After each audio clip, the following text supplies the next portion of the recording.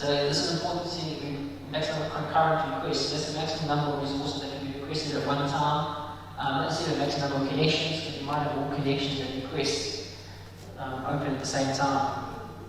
Unfortunately for the blocking I/O, this represents the maximum number of connections. Remember, the blocking I/O will accept the connection and won't release the thread until that connection has been utilized. And that's bad. It attaches to the SSL and keep alive management. And use, essentially, if we look at all of the connectors for both the HTTP and the HTTP connector, it's best to use the Apache portable runtime. So the only reason they really keep the blocking I/O around is because their code base has been around longer and it's more stable. So it's just like a caveat which is say, well, if you're concerned about stability, use blocking I/O. But the reality is, most people use APR as the standard. In fact, if you sort of load Tomcat, you'll often see it scrolling past in the log files as a warning message that you're not using the APR connector, that you're using the blocking I/O connector. Hey, we'd like to welcome you with us on techegypt.com.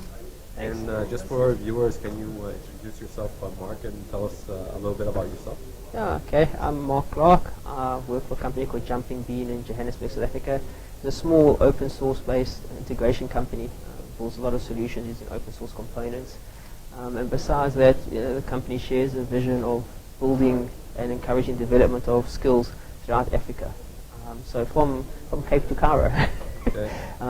And we're involved in different initiatives. One of them is a Java user group in South Africa. We're trying to build that up. So besides coming out to present on the topics that I presented on, was also to see how, because it's a very successful conference that's been organized here, to learn a bit about how it's been organized and take those learnings back to South Africa so we can set up a similar event there. Other initiatives besides the Java user group, there's a Linux user group as well that we're involved in, and also something called Coders for Africa. Coders for Africa, it's an initiative by some expatriates living in the US. They're trying to develop skills, coding skills in Africa. So they want to, essentially they want to train 1,000 developers in Africa by 2016, and they're organizing conferences and setting up chapters in all the different countries in Africa. So they've done Ghana, Kenya, they'll be doing South Africa soon. I'm supposed to be helping organize that in April, if I get the time.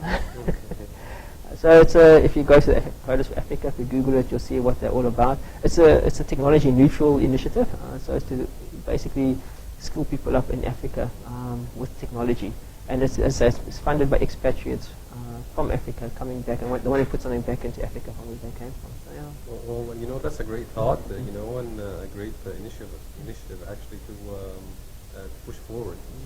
And thank you so much for talking with us about this on techegypt.com. Yeah, pleasure. Now, we want to get your thoughts about the JDC event that is running right now, and maybe your thoughts about these kind of initiatives and how they reflect on benefiting you know, the open development community and experience, you know, maybe in this region, Africa, and elsewhere. Yeah.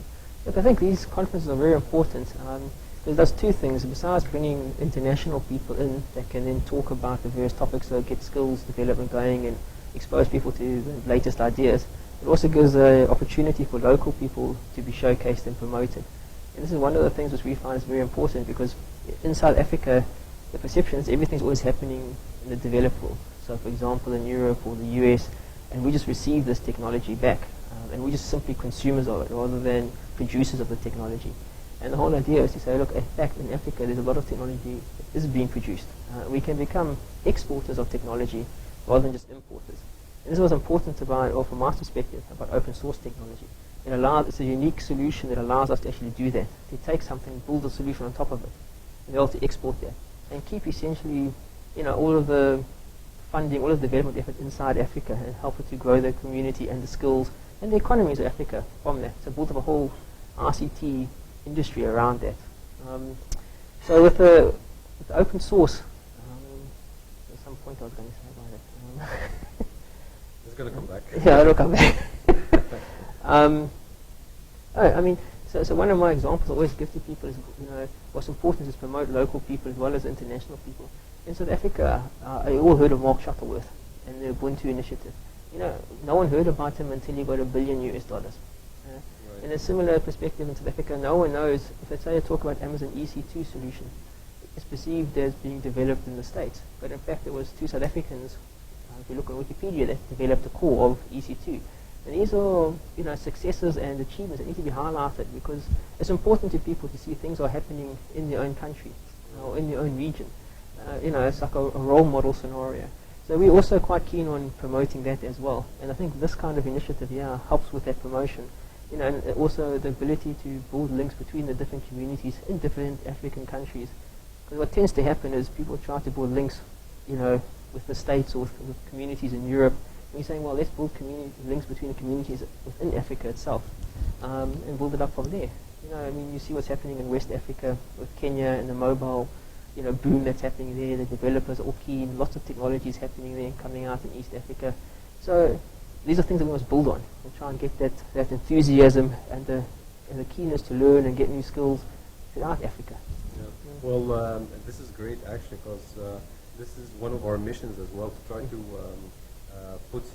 shed some light and put some exposure on technologies that are coming out of Africa. So great note. Now we wanted to get your thoughts as well on the session that you'll be running, or you already talked about that. Just tell us some more about the details of that, and what benefit would local developers here or in general will get from it. Okay. I did 2 talks. One was on LifeRay as a platform. LifeRay is a Java-based portal solution.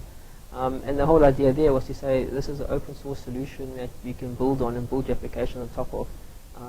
And to show to people that by using an existing framework, because essentially it's an application development framework, you can cut down your development time, innovate quicker, and also it's easier to get people to be trained up in this particular technology because it's well documented, it's out there, in the sense that when you recruit for people, you can say, do you have these existing skills?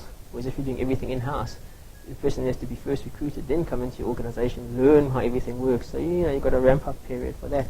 So I was trying to show people how the system works, how you develop it, and how you extend it, and then and go through the logic of why we decided to build on top of this framework to deliver many of our solutions to our customers. Because in Africa, price is always an issue. Right. So if we can make it cheaper for our customers, and we can develop quicker, that's all of the things you need. You need to get to market quicker and cheaper. Well, it's been great having you with us here on techegypt.com, and it's great seeing you here in Egypt, and maybe you can come and visit us sometime again. Yeah, definitely. Thanks. I'd love to be there. Great. Thanks very much.